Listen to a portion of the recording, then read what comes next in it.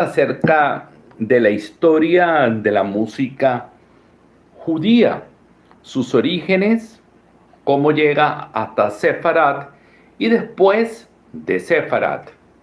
Es una introducción a lo que serían los principios, fundamentos de la música judía, tanto sefradí como ashkenazi. Solo que nos vamos a centrar en la parte sefradí.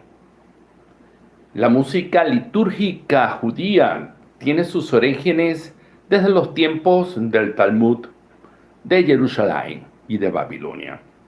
A partir del siglo I de la era común, tiempos en los que también se desarrollaron muchas sectas judías de carácter promesiánicas, entre ellas las que convertiríase hoy en lo que conocemos como el cristianismo. Es un periodo de cambio y de mucho intercambio cultural. Siglos atrás, Pitágoras había elaborado un profundo estudio de las diversas escalas tonales que serán el cimiento de lo que hoy conocemos como música. Pitágoras diseña estas escalas basadas en estados anímicos, los cuales darán a la música un carácter alegre, melancólico, triste, etc., cónsono con el sentido de cada celebración. Este sistema daría origen a lo que sería posteriormente el octoijos durante la cultura bizantina, con sus 4 modos auténticos y 4 plagales, o derivados, los cuales influirían profundamente en la música judía y bizantina en los tiempos del Imperio Romano en Oriente.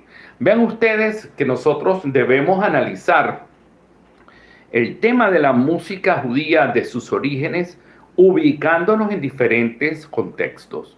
Me he ubicado dentro de lo que es la cultura helénica romana. Sin lugar a dudas, son los griegos los que le van a dar a la música ese carácter de notación, de tonalidad. Y esto es importante porque vean ustedes que la música obedece a estados de ánimos. Yo les estoy hablando de diferentes tonalidades. Y hoy en día, en la música sefaradí, cuando cantamos los distintos makam o makamim, vamos a tener días de celebración alegres, vamos a tener horas que no son alegres. Y allí va a diferir si se trata de un makam ayam, de un nawand, o hiyaz, o sea el que toque.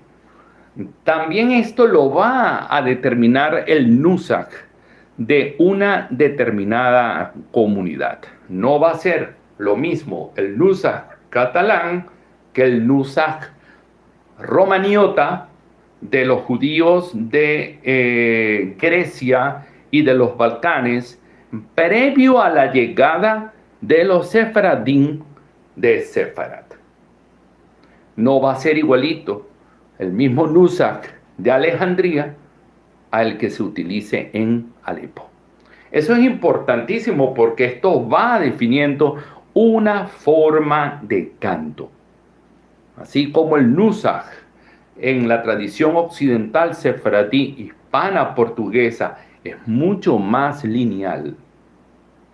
El nusach de Oriente con raíces mizrahi o romaniotas o incluso bizantinas van a ser mucho más melismáticos.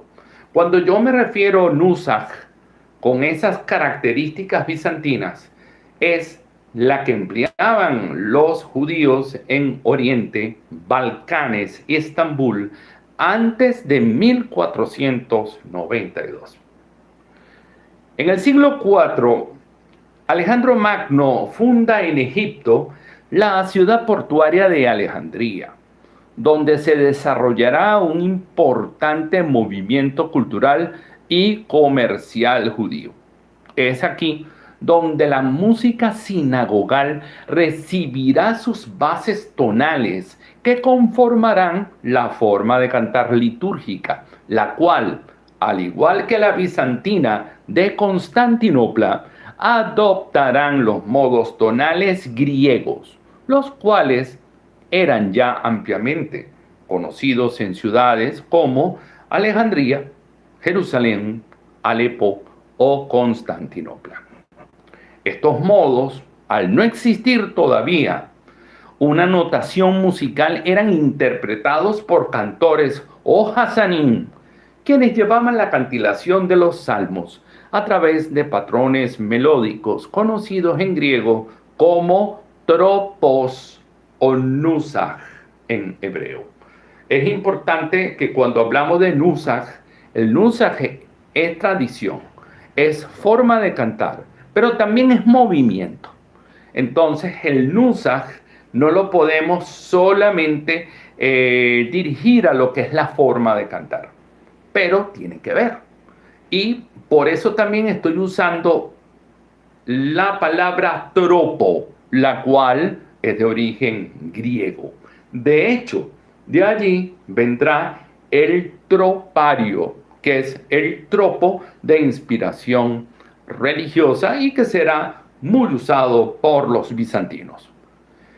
Estas melodías se distinguían por su expresión anímica y se utilizaban desde una celebración alegre hasta una celebración triste o melancólica o fúnebre. El Hasán hacía valer su habilidad o talento por medio de giros melismáticos o adornos, principalmente en los vocales. Volviendo a conectar con el texto. ¿Qué es lo que quiero yo decir con esto? Que en este tipo de canto melismático suele ser común que el Hasán adorne, se inspire, suba en escalas, baja en escalas y vuelve a lo que sería el tropo originario. Es un poco similar a lo que sería el jazz con la improvisación. Principalmente un músico de jazz trabaja mucho con escalas pentatónicas, por cierto, escalas usadas en el canto litúrgico y que están muy vinculadas con la música del Levante como de África del Norte. Entonces, estas escalas pentatónicas va a permitir que el músico siga dibujando o siga plasmando, interpretando la música y caer en lo que sería la melodía principal, en este caso, de lo que estamos hablando, el tropo. Esta forma se utilizó tanto para los salmos como para las distintas bendiciones. Solo cambia la forma de cantar. Un Hasán en Alepo tendrá una voz más gutural, mientras que otro en Alejandría o Constantinopla va a tener una sonoridad más nasal. Y eso también depende por la forma de hablar de estas regiones. En este caso, hablaríamos de que solo cambia en la forma de cantar. Este oficio de cantor se aprendía desde niño y en ocasiones se efectuaba incluso de memoria. La forma de aprender era que el niño llegaba a lo que sería el entorno sinagogal y ahí obviamente luego de hacer su correspondiente bar mitzvah y allí incluso empezaba a ser entrenado. Muchas veces este entrenamiento lo recibían incluso desde niños. ya que acuérdense que cuando estamos hablando de la edad del Bar Mitzvah, están los cambios hormonales y por lo tanto hay un cambio de voz, lo que hace que el niño o al joven en este caso sea de dificultad cantar. Así que muchas veces se enseñaba incluso dentro de los hogares a que el niño fuera entonando. Lo que se hacía generalmente era trabajar con piyutín, que son poemas e inspiración más de la tradición rabínica y que pueden ser empleados tanto dentro del contexto sinagogal como en los rezos del propio hogar. Los judíos que llegarán desde el poniente del Mediterráneo, cuando hablamos del poniente, es también el levante, ¿ok? Esa zona del levante es como un medio arco que va entre lo que es Turquía hasta el Sinai. Todo allí entra lo que es la provincia histórica de Palestina y desde luego lo que es hoy en día el Estado de Israel, Jordania, Líbano, etc. Entonces, les comentaba que los judíos llegaban de esta región a la península ibérica o sefarad y llevaban esta tradición, esta forma de cantar, la cual empleaban en sus celebraciones litúrgicas, tanto canticas como romanzas. Estoy hablando de música profana y no religiosa. Es decir, la música judía se utiliza tanto para el rezo como para celebrar la vida. Un matrimonio, para celebrar la comida de Pesaj, en fin, para muchísimas situaciones. Matrimonios, compromisos, Kiddushin, etc. Cabe señalar que es de bastante antigüedad la costumbre de los cantores de participar en los rezos y oficios litúrgicos, al igual que lo hacían en las celebraciones matrimoniales o comunitarias. Es decir, el mismo Hassan que canta en la sinagoga, canta en las fiestas. Esto contrasta muchísimo con el cristianismo, donde se separa. Los monjes particularmente se encargaban del canto, dejándole al pueblo la música para otras celebraciones, que es lo que se llama como música profana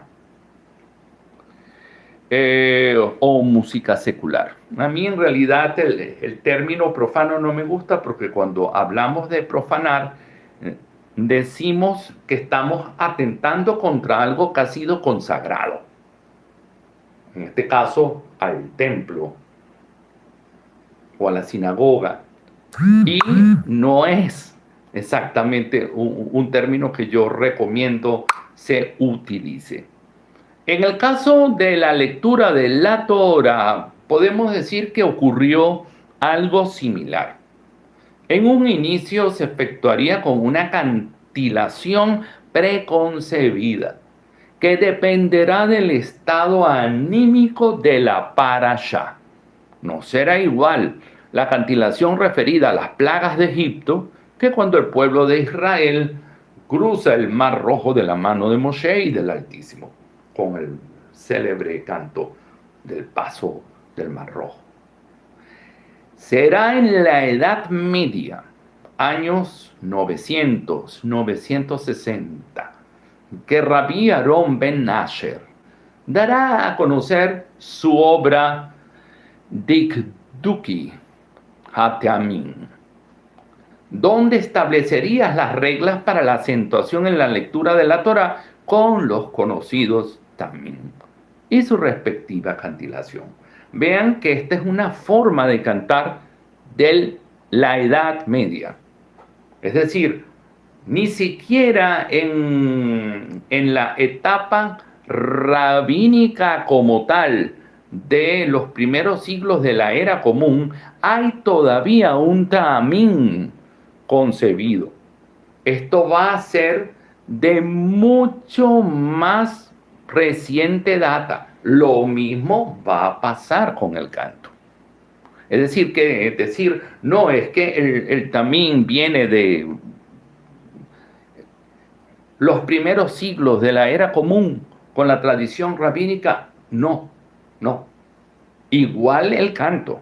El canto es a través del tiempo y del contacto con otras influencias.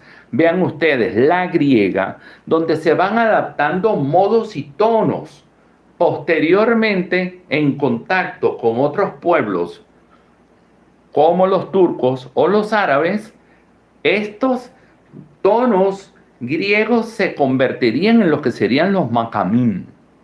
Entonces vean ustedes la importancia de que la música judía, principalmente de origen sefardí, porque podríamos decir que lo que estamos hablando hasta ahora es centrado en la tradición sefardí, aunque recuerden que también de esta tradición, principalmente del Talmud Yerushalmi, sube hacia lo que sería Europa Oriental y allí concretamente se desarrollaría lo que sería la cultura y el reducto étnico-cultural de los Ashkenazi. Todo lo que es la zona de hoy en día Ucrania, Rusia Occidental y Polonia y Alemania del Este va a ser lo que sería el centro de la cultura ashkenazi, la cual vivirá por muchos siglos reducida casi a un entorno de gueto,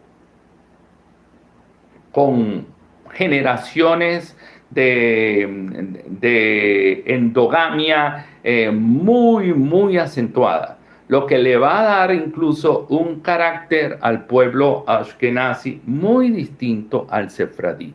El sefradí es ampliamente mestizo, mezclado y, en el buen sentido de la palabra, asimilado, mientras que en la tradición ashkenazi no.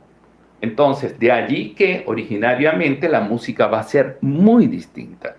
La música ashkenazi a la larga va a tener una influencia mucho más europea porque se desarrolla dentro de lo que va a ser Europa Oriental con las influencias del conservatorio ruso como alemán y húngaro, que van a ser escuelas que van a confluir allí.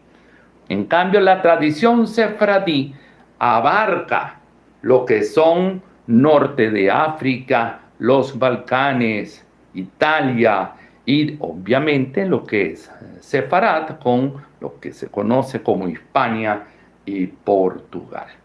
Esto es muy interesante para entender, pues, por qué esta diferencia. Sin embargo, aquí prevalece la línea leída en el caso del el tamín, ¿no? Sobre la melodía. Es decir, cuando se utiliza el tamín como tal, es más una línea de lectura que de canto, ya que el texto es el centro del interés. No obstante, esta lectura o cantilación no es de la competencia de un Hassán, sino del encargado de la lectura o el Baal Kriach.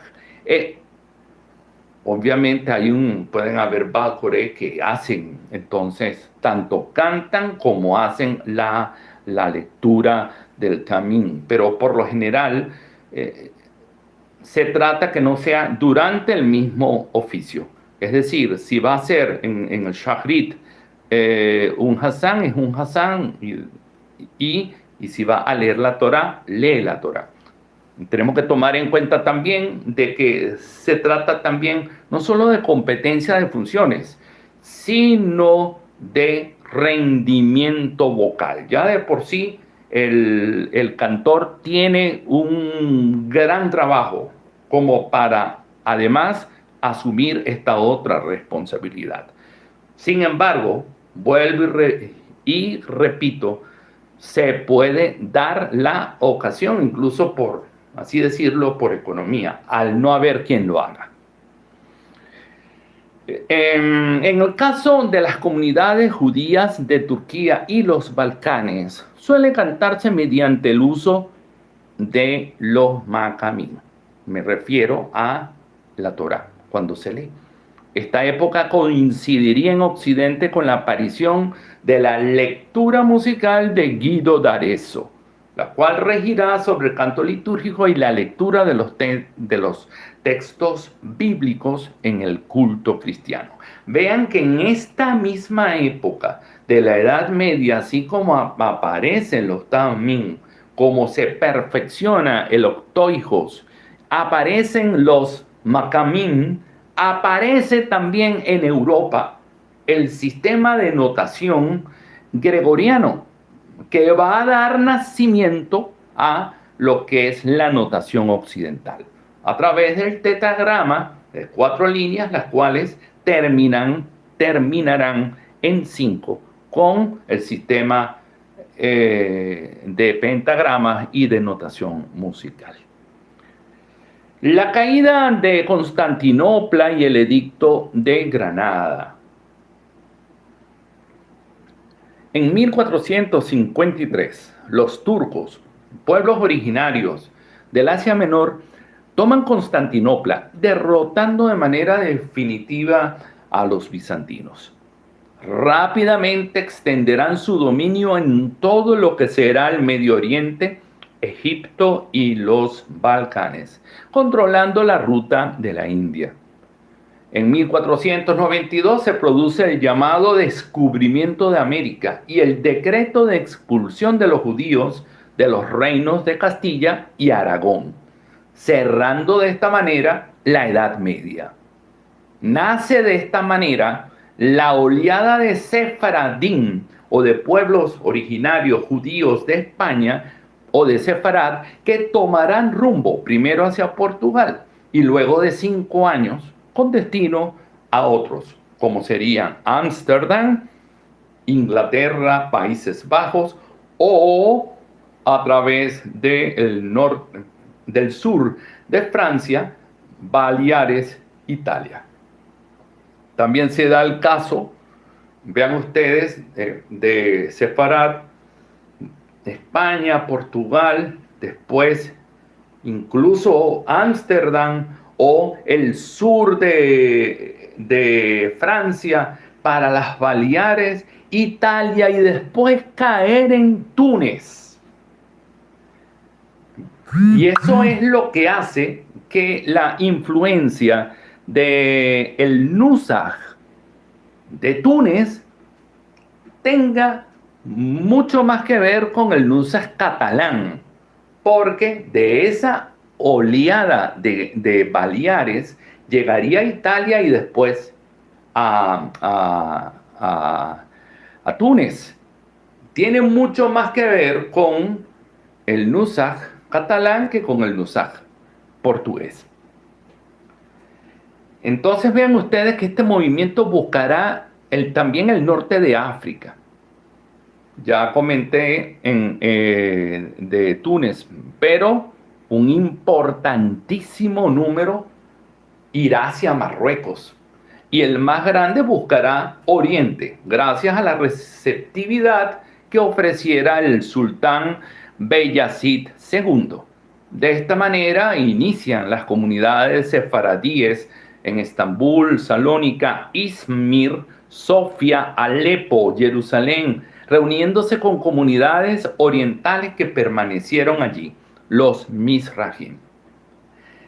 Igual en el caso de Marruecos, muchos llegarían hacia el norte de Marruecos, pero ya ahí había una comunidad que existía incluso cuando los judíos vivían en Sefarad, que tiene más un origen propio judío marroquí y que en su forma de cantar representa más el modo de los Mizrahim que de los mismos Sefradim.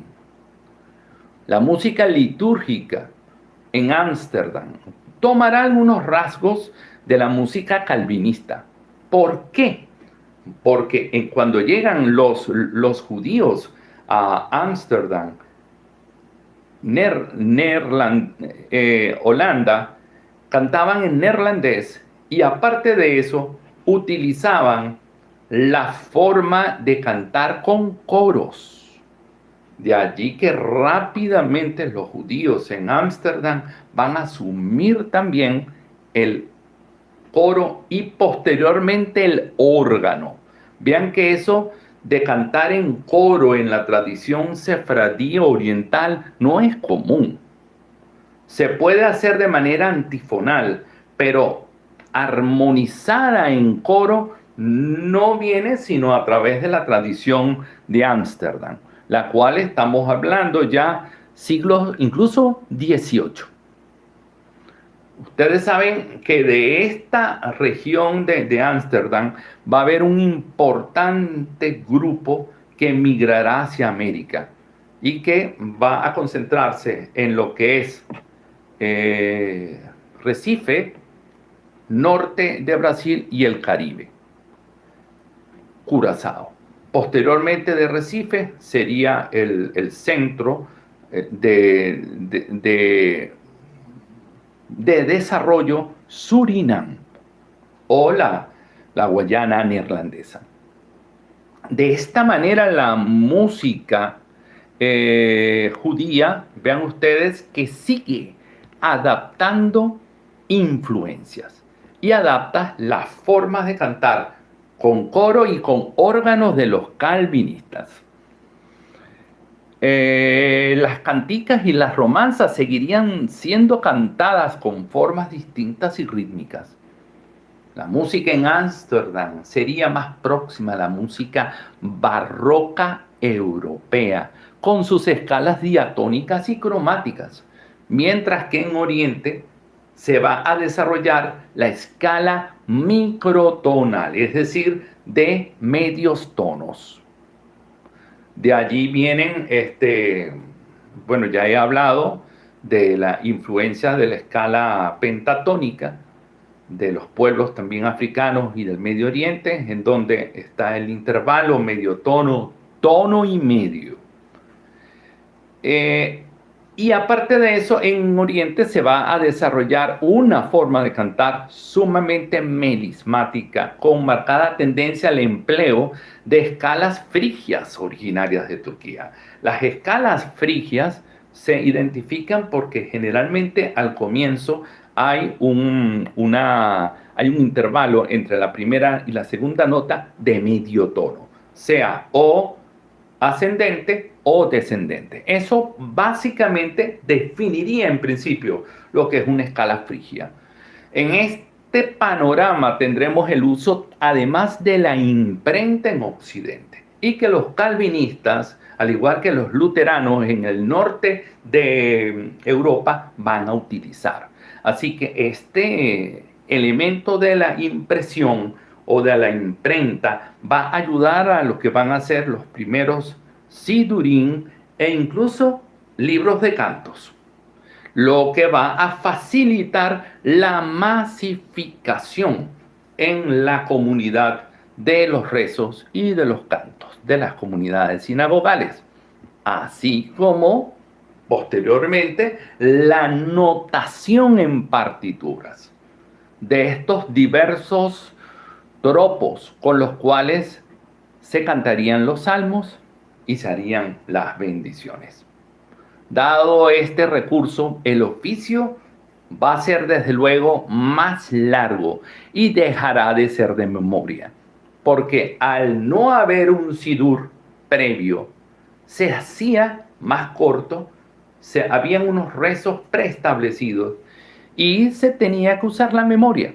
Ahora, al haber imprenta, vamos a tener sidur que fácilmente podrían tener 200, 300 páginas.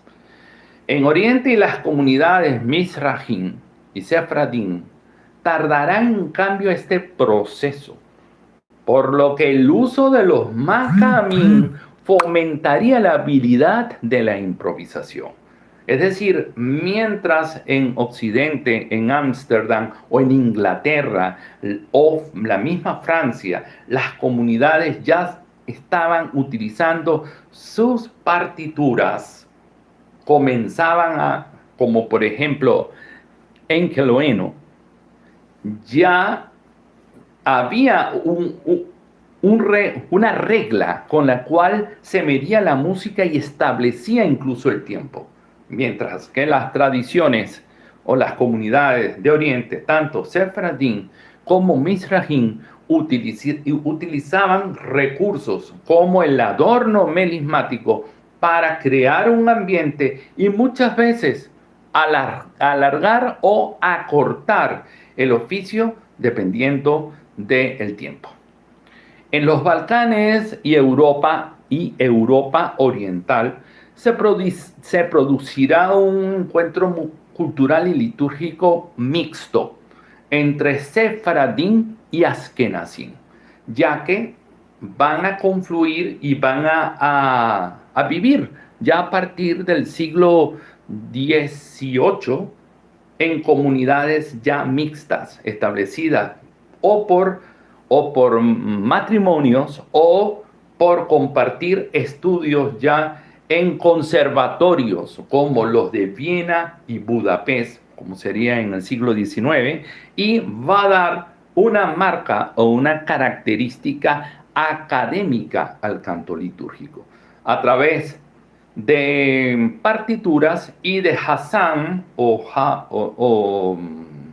sí, de cantores Hassanín que van a ser maestros de canto, van a ser literales, cantantes de ópera, cantantes académicos, preparados en el conservatorio, con estudios musicales de notación musical y que van a llevar el manejo de los rezos. Esto ya es en la propia época cuando en Europa nacen las diferentes líneas de judaísmo, como sería primeramente los reformistas, posteriormente los masortí o conservadores, los cuales irían adoptando o tomando del uno o del otro en función del interés y la conveniencia de sus comunidades. Mientras esto ocurría en Europa y se producía una fusión entre Sefardín y Ashkenazim, en Levante, norte de África y el Mediterráneo oriental, no llegaría esta influencia, sino bien tardío ya incluso en el siglo XX, lo que va a hacer que en estas áreas el uso de los Maccabim van a ser determinantes y van a llevar el control de lo que es el canto litúrgico. Bueno, amigos, he hecho un breve resumen de lo que es la importancia de conocer de dónde viene la música judía. Es importante aclarar que no solamente viene de un contexto religioso, sino de un contexto cultural y comunitario. En una próxima ocasión ya hablaremos de sus variantes y de cómo se desarrolla en el ámbito sinagogal y también dentro de lo que es el judaísmo contemporáneo. Muchísimas